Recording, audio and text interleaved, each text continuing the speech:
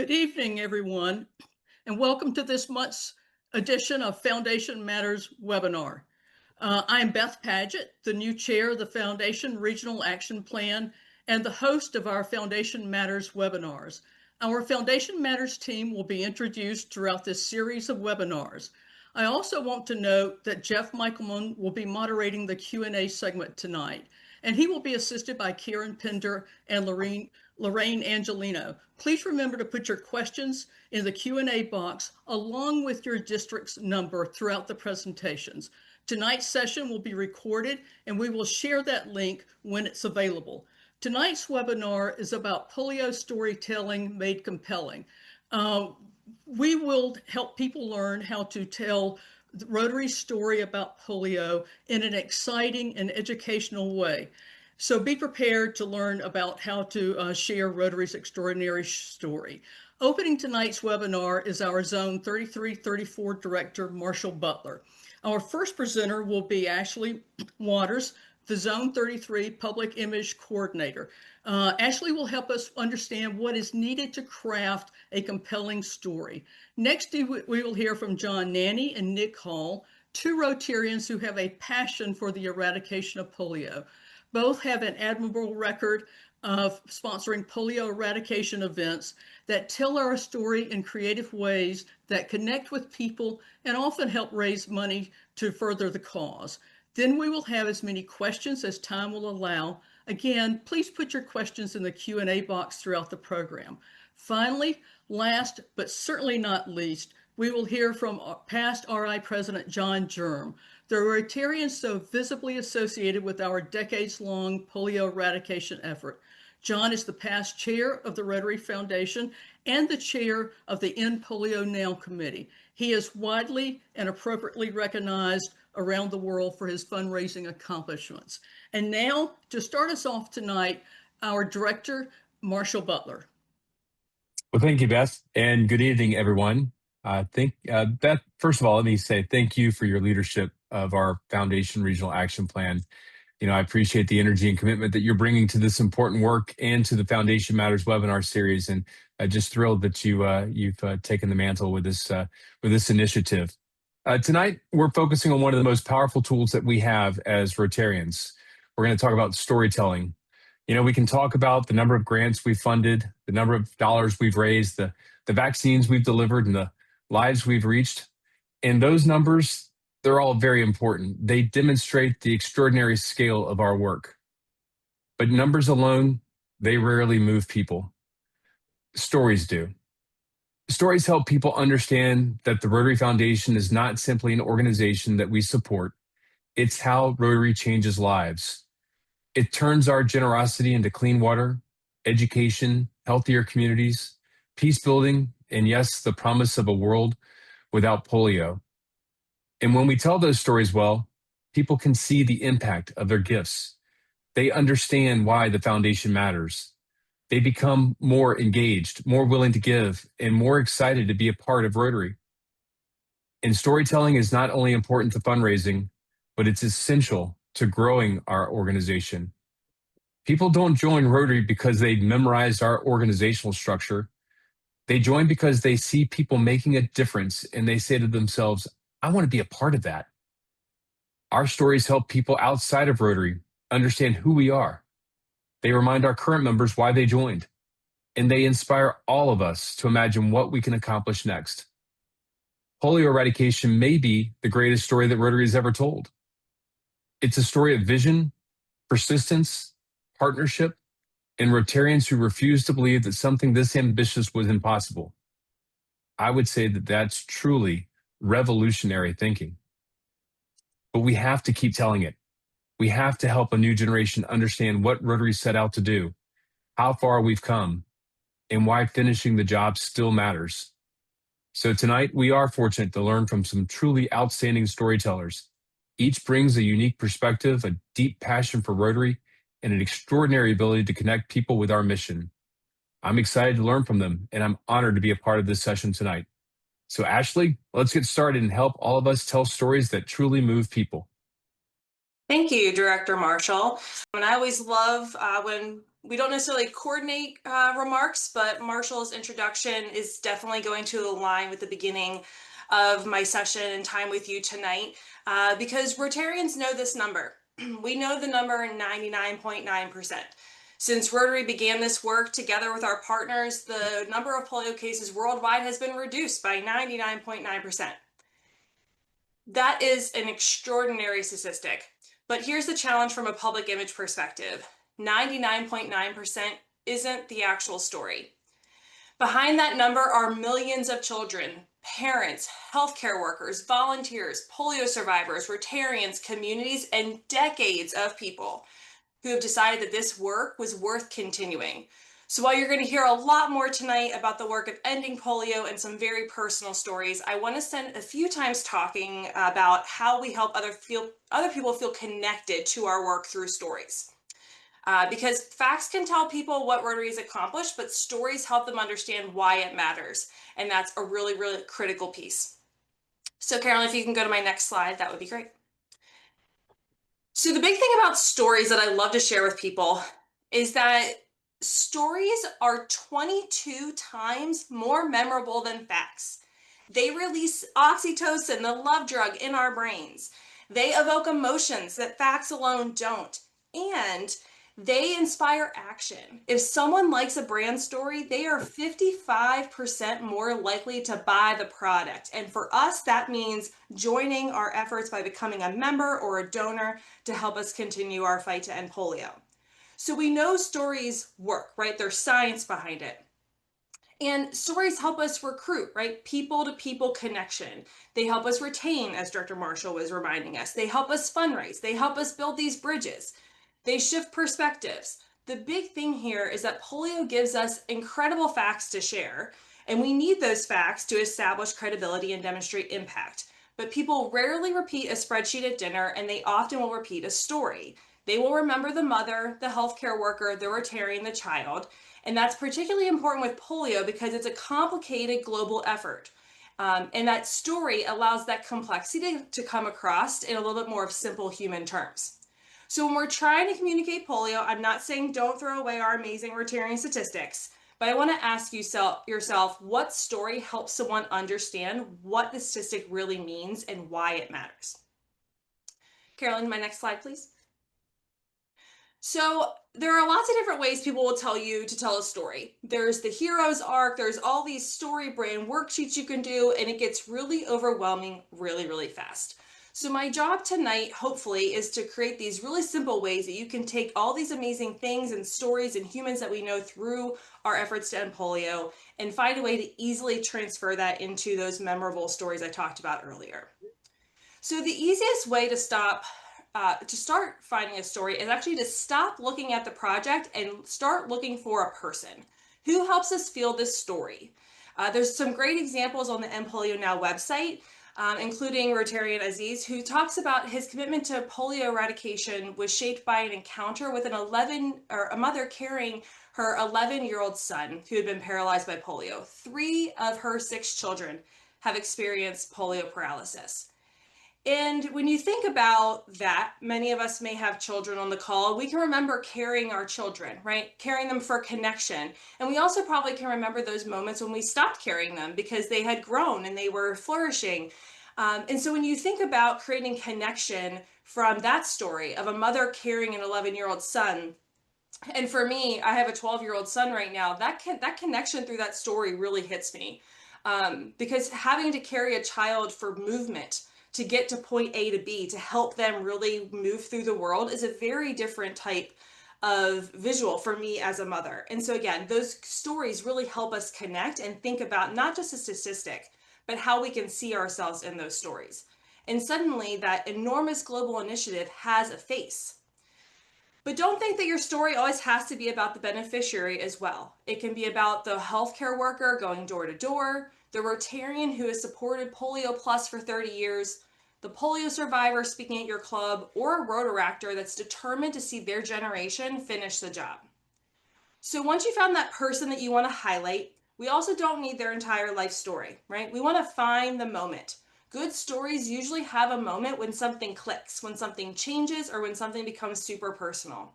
There's another great story on the End Polio Now website that of a Japanese Rotarian who talks about after retirement, he was searching for a way to contribute, and he eventually took effort to India for a polio vaccination day. That experience became a much larger commitment to eradication. There was a before, there was a moment, and something changed afterwards. So whether we're talking to ourselves or someone else trying to capture a story, we need to make sure we're asking questions that uncover the moments. What did you see? Who did you meet? What surprised you? When did it become personal? What happened that you still remember? And I know we're all very good at this in the Rotary world because we all talk about how we all remember the moment we became a true Rotarian. So I really want you to take that thought process and apply it strictly to when you're having these conversations around our polio effort. These questions really get us away from, well, our club participated in, towards something, again, that another human really wants to hear, right? Which leads me to my favorite, sometimes overdone way of thinking about storytelling. In Rotary, we're really good at talking about the rocks we throw in the water, right? So we raised this much money. We vaccinated this many children. We volunteered this many hours. All of those things matter. But the stories are what show the ripples, right? That's the impact. Because the vaccine really isn't the end of the story. It's a child protected from paralysis. It's a parent who doesn't have as much fear anymore. It's a community that's reached by healthcare workers to create trust. It's another step towards a world where no family has to worry about polio. So again, that action isn't the story. It's what the action makes possible is the story. And I think that's a shift that every Rotarian communicator can make. So again, really think about what are the ripples of the efforts that are happening that we can translate. And one last thing before I go to my last slide here is that I don't want you to leave thinking that you need to have traveled to Pakistan, Afghanistan, or a vaccination campaign to tell an authentic story. You don't. There are so many polio stories around Rotary. Maybe you have a member in your club who remembers lining up for polio vaccines as a child. Maybe someone in your club is or is related to a polio survivor. Maybe someone has faithfully donated to Polio Plus for decades. And maybe your club has a wonderfully weird fundraiser that gets the whole community talking about polio right now. These are all polio stories, and our global story is built from thousands and thousands of local ones. So please just really think about what your local story is and don't try to compare it to anyone else's. Caroline, can you go to my next slide, please? Thank you. So if you remember anything else from me today, I want you to steal this formula because I think it's pretty simple. I want you to think of the person, right? Who is your story centering around? I want you to think of the moment. What happened? What was that specific moment that impacted you or the person you're talking to? So what? What's the impact? Really think about the ripples that story and that moment are building. And then always remember to invite them somewhere, right? What now what? What can that person do? Maybe the invitation is to donate, to attend a World Polio event, to learn more, to share the story, to advocate, or to simply understand why Rotary continues this work. And this works whether you're writing a Facebook post, pitching to your local newspaper, opening a club meeting, working on a fundraising proposal, or simply just talking with someone over coffee. This simple person, moment, impact, inspiration hopefully will give you a little bit of a toolkit there. So as we think about, and I wrap up tonight so we can get to some very inspirational personal stories. Carolyn, if you could go to my last slide. One of the things that makes this particular Rotary story so remarkable is that we already know how we want it to end. We want a world free from polio, but we're not there yet. So I really encourage you to look around your club and district, find the person, find the moment, show the ripples, because every polio effort has a story, actually lots of stories in it. So I really encourage you to find it, tell it, and share it because our ending polio story is still being written and we need to continue this work. And with that, I would like to pass it over to John Nanny. John? Well, thank you so much, Ashley. I tell stories basically, especially on the End Polio Now aspect, is because there's so many things that we look at with Rotary and End Polio Now, and often we don't hear why we're trying to eradicate polio. I'm here today as a polio survivor. representing an estimated 15 million polio survivors in the world. Many of them, especially in developing countries, will never get the medical care that I have been so blessed to get my whole life. However, as a Rotarian, I am representing about 22 million people saved from polio, walking around today because of the incredible progress Rotary and its world partners have made in protecting children with polio vaccinations. And that life is good, and no matter what the future holds for me physically, I truly am one of the lucky ones. Next slide. And the next slide. This is me at 1 year old. What's interesting about this photo is that my mom refused to have my leg braces photographed. She didn't want people to know I had polio. Back in 1953, it was a fearful time, and often whole blocks were quarantined if there was one case of polio. My journey with polio began 6 months before the Salk vaccine was widely tested. I was only 10 months old when I was paralyzed from my neck down with polio for 6 months. My mom did physical therapy on me so my muscles didn't atrophy while I was paralyzed. She did such a great job on me that I walked a year later. I actually played baseball, basketball, and football in high school. However, my coaches didn't know I had had polio. I was very slow and very clumsy. My coaches always yelled at me and often called me lazy. It was a very frustrating time in my life. I now suffer from extreme post-polio syndrome and use a wheelchair for most of my mobility. Most polio survivors will suffer from some level of post-polio syndrome. Basically, the muscles that took over for the damaged muscles die off early and get weakened from overuse, causing fatigue, joint and muscle pain, and weakness, and with many polio survivors, even sleep disorders. Next slide. Again, I was one of the lucky ones. If I was born in a developing country back then, I wouldn't be here today. Next slide. For those who were older when they got polio, they remember all too well the pain and suffering and how many of them suffered through multiple painful corrective surgeries. I know someone who had their good leg shortened 5 inches to match their polio leg so they wouldn't have a significant limp. Next. This is the reason why we, Rotary and its world partners, must finish the job of eradicating polio. For every child we save from polio, we truly are saving them from a life of pain and suffering. There are many obstacles to eradicating polio, like the virus's ability to live outside of our bodies in fecal matter. Additional obstacles include war,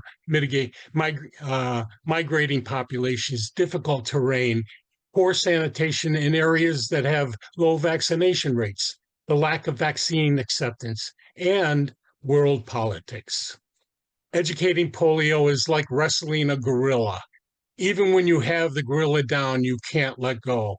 Although we have so few polio cases today, if we let go, polio is going to become a problem that will haunt us forever. Next slide.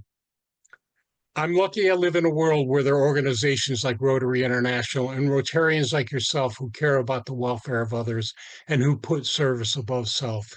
The Polio Plus program is the root of all Rotary's current 7 areas of focus. The Polio Plus program taught Rotary the importance of partnerships with other organizations, both public and private. In fact, it is the largest public-private health initiative the world has ever seen. It created a model of how Rotary operates today. Rotary's Polio Plus is and will be our legacy. What would that legacy look like if we don't eradicate polio? Next slide.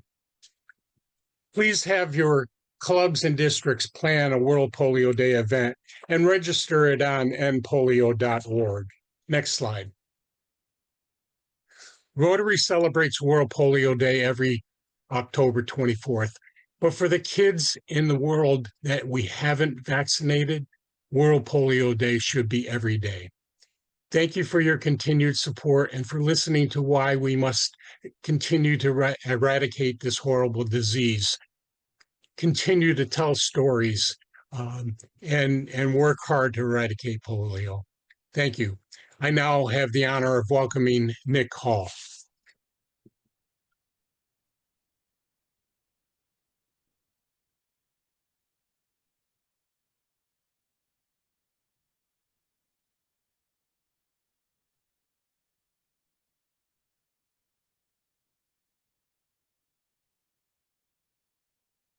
Nick, you're muted.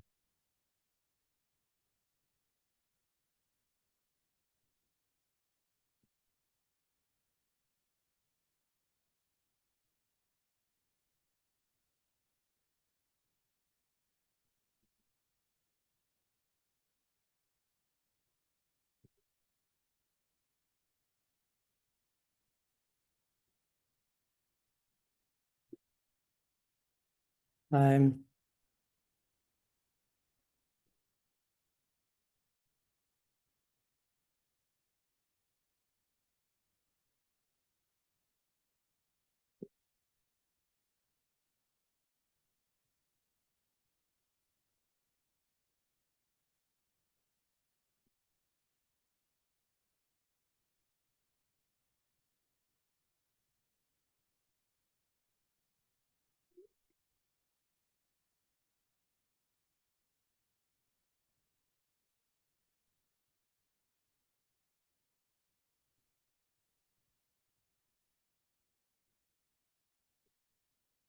I'm sorry. It appears that Nick is having some technical difficulties that he did not have during our practice session.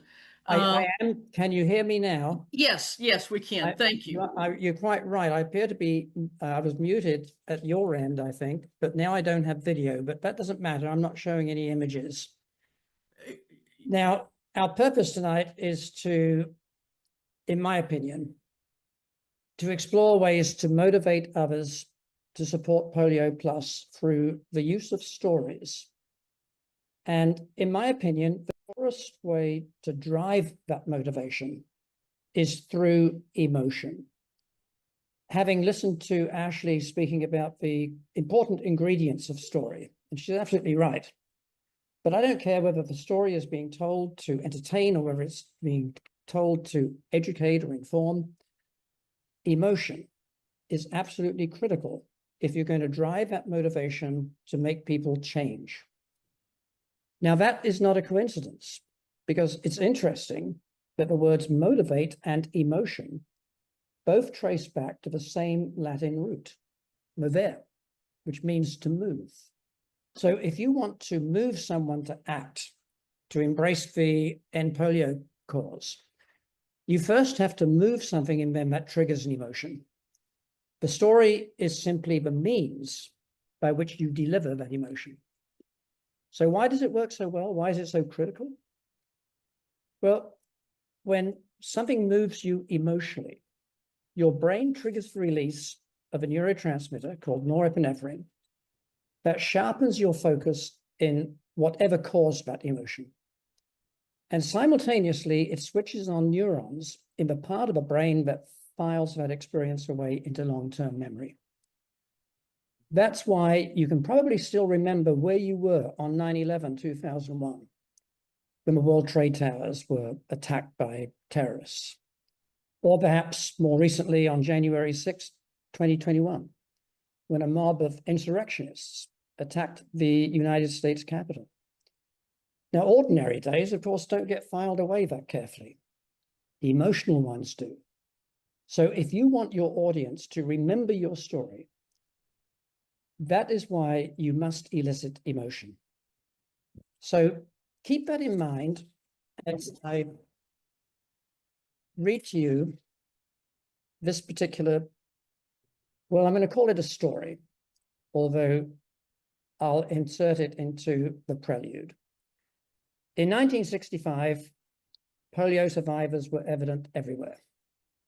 And John was a prime example. His mother would not allow him to be photographed with his braces, but there were still children around, adults on crutches, limping, leg braces. And we had several working at the reptile gardens, which is where I had a summer job wrestling alligators, hence the picture up there. On Labor Day in 1965, I set out on a cheap 10-speed bicycle from that job in South Dakota to begin my senior year of high school in Massachusetts. Somewhere along that nearly 2,000-mile route, I stopped at a diner and began flipping through a copy of a local newspaper which had been left behind by a former customer. What I read in the classified ads section was the story. Baby shoes for sale, never worn. Today, because of Rotary, that ad could never run again. Not in South Dakota, not in Massachusetts, not almost anywhere in America, or perhaps even the world. Polio didn't disappear, though, on its own. We ended it. One dose, $1, one Rotarian at a time. But in 2 countries, that same ad may still get written. Every year, perhaps a mother in Pakistan or Afghanistan may be discarding a pair of brand new shoes her child will never wear. So when you leave this webinar tonight, I'm not asking you to remember me or even this story. I'm asking you to remember the shoes and then do something so a mother never has to write that ad again, which of course is why we all support the End Polio campaign. Thank you very much for your attention. And now I'm going to hand it off to Jeff Mickelson, who's going to facilitate the chat, Q&A, questions. Thanks, Nick. We do have one question that came up already that I'd like to share. We haven't heard from past President John Germ, but I think he's probably the most qualified person on the call to answer this question. So John, if you don't mind, I'm going to ask you to answer this question. The question from Eric in District 7710, John, is how has USAID's dismantling impacted our ability to distribute the polio vaccine? It hasn't. We have a strong committee, which John Nanny is part of, and I'm part of, and our job is to help work with the U.S. Congress and to get them to continue to support what we are doing. We have the same funding that we've had for the last 3 years from the U.S. government. It just had to come through the State Department in order to get done. Our partners, WHO, which is the main reason that we're having to do this work, is because of the current political situation. And they are still working hard. We are down to 22 cases, still 22 too many, as has been said here by several speakers, but it hasn't affected us at all on distribution. We still have healthcare workers that are carrying the vaccine on their backs going across creeks. We have healthcare workers on camels going out in the deserts and other places. So it is working, still working. We just had to take a slight detour, and it's kind of like a road construction. When you get a block in front of you, you find a way to go around it. And through Rubio, Secretary of State Rubio, we found a way to go around it, and the funds are still allocated. It was allocated through the through the State Department, so we're still getting there. John, can I ask you a follow-up question? This is one that I got from Sanjay Despane. Can you give us an update on what is going on in Gaza, Iran, and Ukraine with the polio vaccination efforts in those 3 areas? Not really. We don't have much communication with Iran right now, as you can imagine. And Gaza is right now, we had a big mop-up campaign there, and right now they don't have any polio cases there. But I can't tell you day to day what's happening in Gaza. But I do know that there's still variant polio cases around the world. We have a lot of those cases are in Africa, where the vaccine derived, it's what it really is vaccine derived cases, but the novel polio vaccine has really made a dent in that. And so we're working very hard to get those cases. You know, it's interesting to talk about we always talk about the wild polio cases, the 22 cases we got right now, which is what we had the same time last year. But we don't ever talk about the variant cases.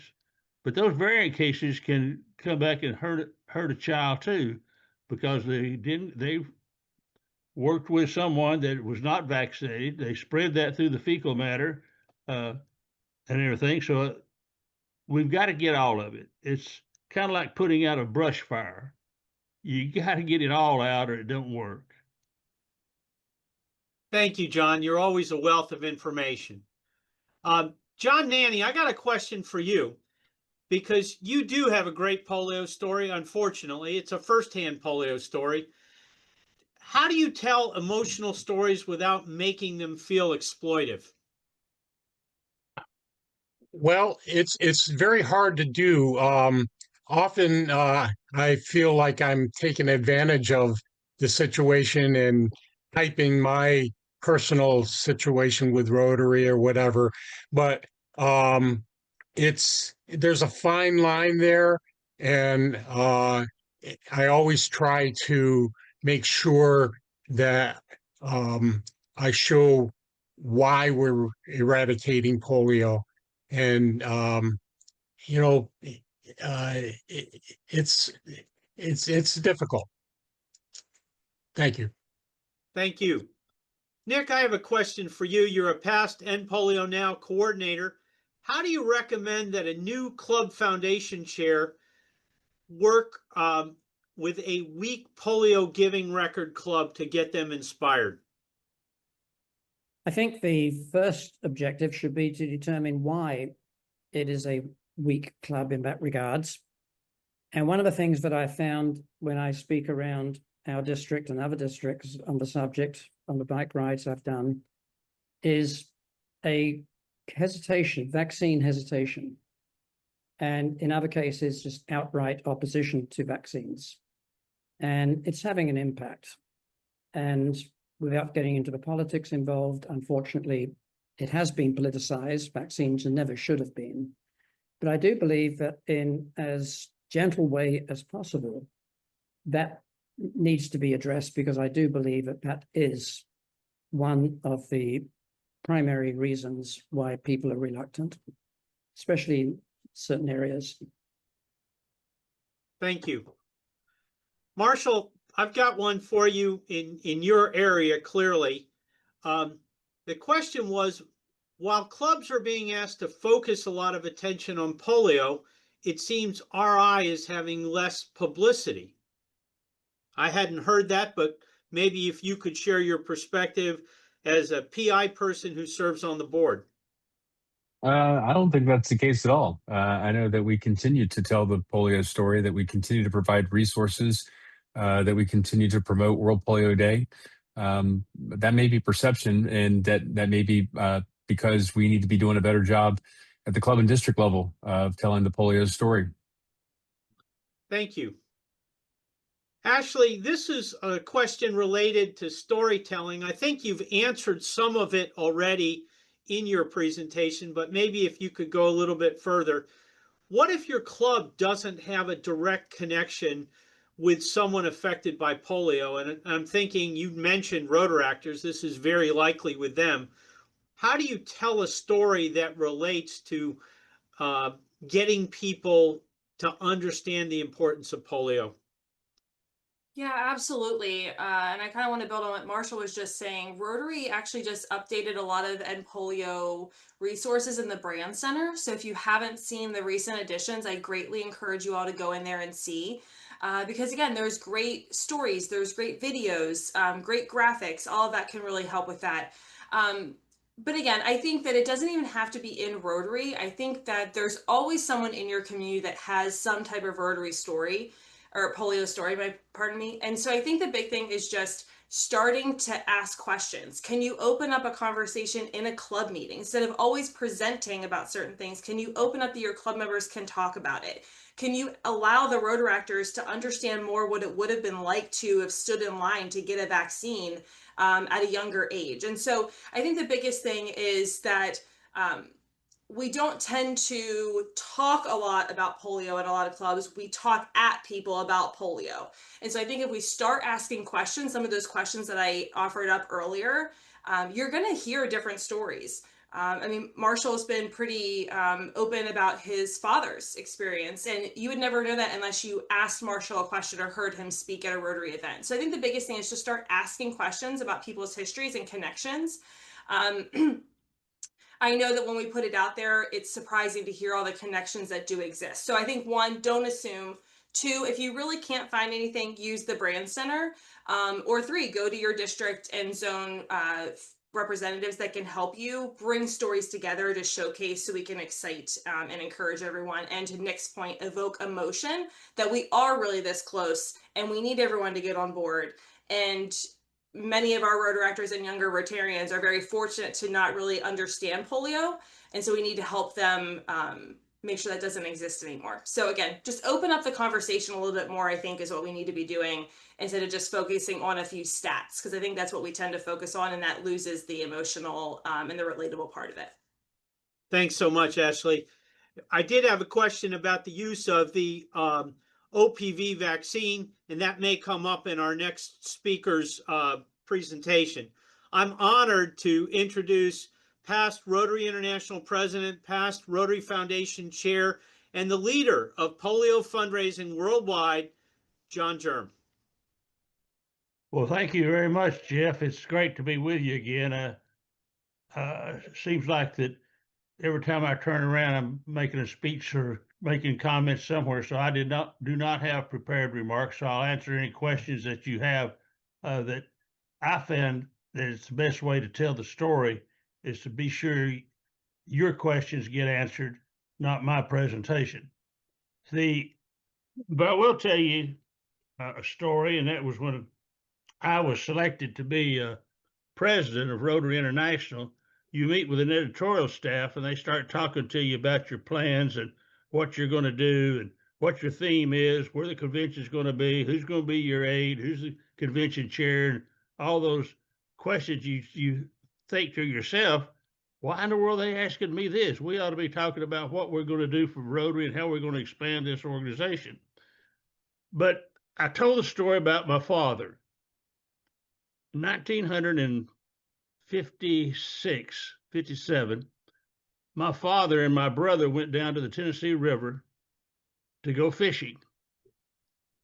And my brother came back and he said, we didn't have a car. We walked. We were that close to the river.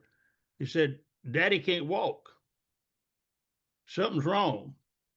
So I immediately get with my brother and we go down and we bring my daddy back home. Me under one arm and my brother under the other. And the doctor came to the house. That's when the doctors did house visits, and came to the house and said, I want to tell you something that you probably don't want to hear, but your father has polio. Now, how he could tell that, I don't know to this day, because he never did explain how he could tell my father had polio. And he said, your father will probably never, ever walk. Well, my father was German, and so we're pretty stubborn people. And my father said, oh, yes, I will. My mother, he had to lay in the bed, but my mother tied a rope around his leg, his left leg, and then she tied the other end of that rope around the handle of an old iron that we used to heat up on the stove, and right before you ironed your clothes. But the iron would never touch the floor. My father had no choice but to raise his leg up and down every so often to get strength back in his leg. And John Nanny's right. Those muscles do go away, and they do come back as post-polio syndrome. I know a lady in Atlanta that died from post-polio syndrome. Her husband was a big contributor to the polio campaign. But my father was determination. I think you can tell those type of stories, and every one of us can find someone in our community that is still alive that had effects of polio. Jack Nicholas is a polio survivor. His sister is a polio survivor. Mia Farah is a polio survivor. There are stories like that all around. So yes, but I didn't want to tell that story. I told them things. I'm not looking for sympathy. I'm not looking for someone to say, well, he's only involved because he's got a personal relationship with someone that had polio. That wasn't the case at all. And the media consultants convinced me to tell the story in my speech at the International Assembly in 2015. And it has been a story that I was not telling, but I am telling because it has emotion in it that you talked about a while ago, that we need stories with emotion. It has a person. It was my own father. It has a story of how someone cared enough, which was my mother, to put that iron on there every day to be sure that it never touched the floor. My father walked, my father worked, and made sure that I went to school to get an education. But let me tell you another personal story.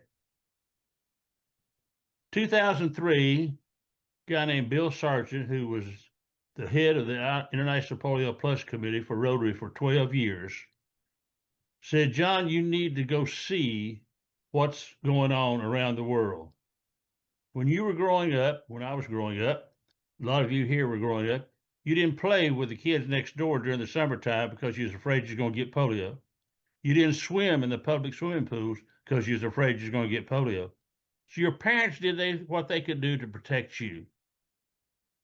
But let's go to 2003 and let's get off of an airplane in Kano, Nigeria. Now, I thought that was going to be a very interesting trip because Jonathan Majiagbe was from Kano, and it was my first year on the board. And so I went. I get off the airplane at 2 o'clock in the morning. There is no gates or anything. The plane lands on the tarmac. You get off going down the stairs from the plane. Then you walk over another hundreds or so feet to get to a metal hut. And then you wait on your baggage to be brought over. And no baggage carriers or nothing like that. But there was a girl there with a red rose. And there was a guy there that had a baseball cap on that talked about, that said, in polio. So we did that. And so we went to the hotel. The guy we had to go through zigzag barricades in Nigeria. We get to the hotel. The guy blows the horn. The man runs out to open up the gate. Then we go into there and it says, well, we've got you a nice room over here. It was called the Elvis Presley Suite.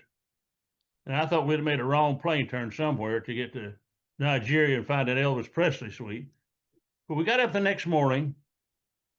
We was up at 4 o'clock. We got in bed about 3:30 or so, and then we got up about 4:30. And we went to see the health minister in Kano, Nigeria. And the health minister said, you cannot do polio vaccinations in Kano, Nigeria. And I said, why not? And he said, well, you can't do it simply because it's a U.S. government plot to sterilize all the girl children so that there be no more Muslims. It causes cancer. It causes all kinds of diseases he rattled off. And I was there to give him a book and to talk about polio eradication. And to give him a book that talked about 100 years of history of the Rotary International. So I started walking toward him, and then these guys come out from behind him with these curved swords. And I thought, what have I gotten myself into? So I didn't figure I could get any worse trouble. So I said, sir, I'd like to present this book to you so you can understand more about Rotary and what we're trying to do. But I want to make a suggestion to you. Why don't you buy your vaccine from Singapore, biggest, largest Muslim country in the world? Why don't you just get your vaccine over there and forget the United States? 3 years later, that's what they did. Now, I'm not bragging about that. I'm just telling you that, yes, there's obstacles out there, but you don't win games by worrying about the obstacles. You worry about how you're going to overcome them. We overcame that obstacle in Nigeria. We went to a small town called Kamfari from there, state. I had the opportunity to place my first drops into a child's mouth. And I'll never forget standing behind this long table, much like a card table, butted together and everything, and holding that child's mouth, putting 2 drops in, when I didn't speak their language, they didn't speak my language, but that mother looked at me and smiled. And she knew at that particular time I had done something good to keep her child safe. That really affected me because I never had that emotional feeling before about what happens with putting 2 drops into a mouth. James Bomar told me when he was in my district when I was governor about his experience of putting 2 drops of vaccine into a child's mouth in the Philippines in 1979. And he said, I did not want to look down when I felt a tug at my pants. He said, I didn't want to spill those 2 drops. He said, but when I got through, I looked down and there was a crawler. And that crawler looked up and said, thank you, mister. That's my sister. She wanted to be crippled as I am. So think about the emotional effect. Think about the logical conclusion of what we're trying to do. And what are we trying to do? We're trying to eradicate polio. It was Rotary that started it in 1979, and it's Rotary that's going to terminate it, I hope, in the next 2 to 3 years. Yes, we've got obstacles, but Rotary is known for commitment and doing what it says it will do. I remember going to a village when a little black fella came out to me and he took my hand and he started punching it. Kept punching it. And I asked, I said, what's he trying to do? They said, he's trying to see if your skin is going to turn the same color he did. His is.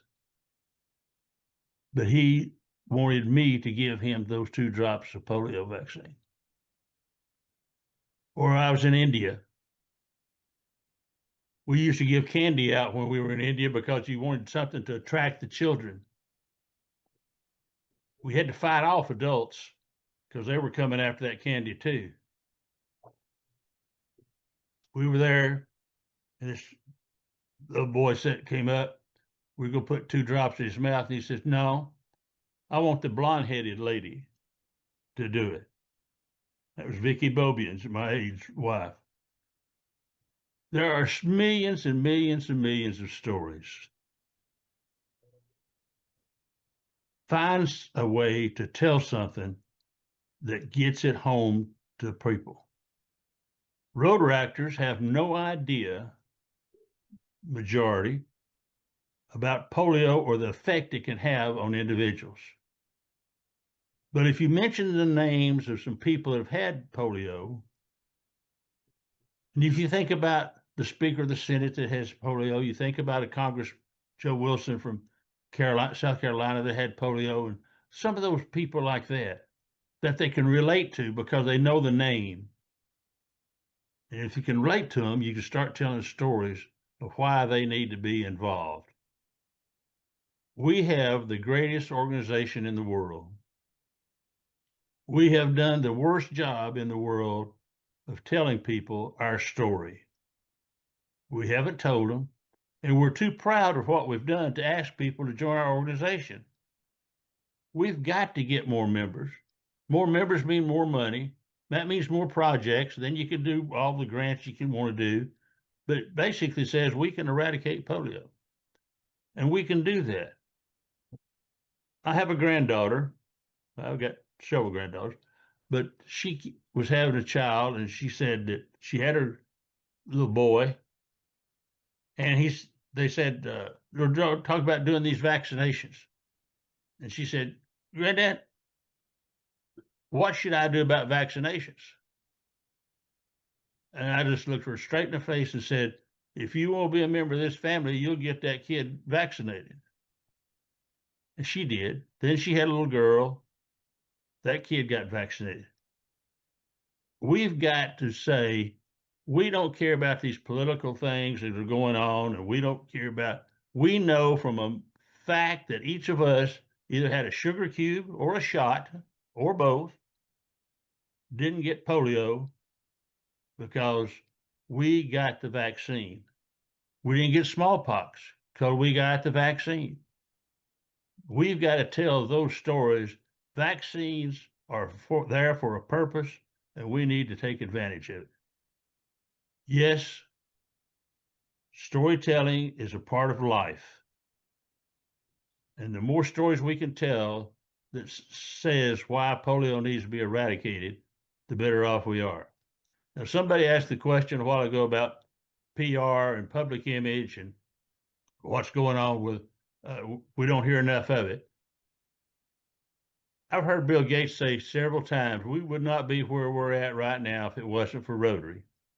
And I heard him do an interview, and I was there with the New York Times, and they asked him a question, and he said the same thing. We would not be where we're at, and I would not be involved if it wasn't for Rotary. Just tell those stories like that. He mentions it all the time. I mentioned the first child. Well, I asked the question one time, because we're always talking about the last child. I said, well, what about the first child? Well, we think this is the first child because they say they are, but it's a boy, and Jim Bomar told me it's a girl, so I don't know. But anyway, there's going to be a lot of publicity in the October issue of the Rotarian about polio, about that child that is alive today working because they got vaccinated. Now, I don't care if it's a boy or a girl. The person is alive.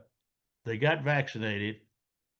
And we need to tell the story that there is a person that you can identify with that's in the Rotary magazine that says, Rotary did this, and that child is alive. So thank you for letting me be with you. I'll be happy to answer your questions. Thank you so much, past President John Germ. That is a wonderful way to close out this webinar tonight. And I certainly appreciate your sharing your stories and taking all this time with us. You have given us inspiration and a desire to continue not only telling Rotary's polio story, but actually taking action to help us close that last little gap.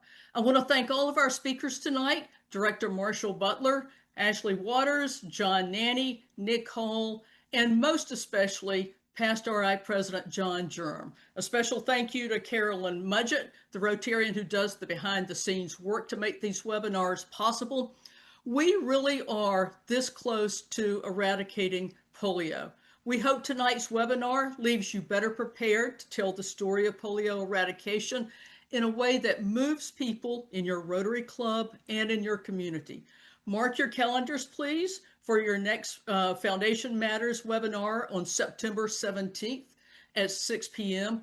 Next month, we will be exploring global grants for greater reach.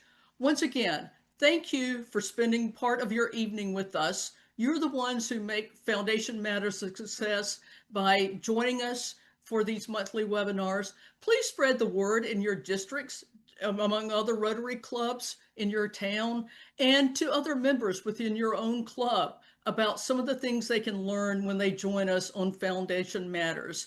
We will share the recording of this meeting as soon as it's available. So thank you. Have a wonderful evening. Thank you for all that you do to support the Rotary Foundation and for all that you do to help ensure that we really do end polio very soon.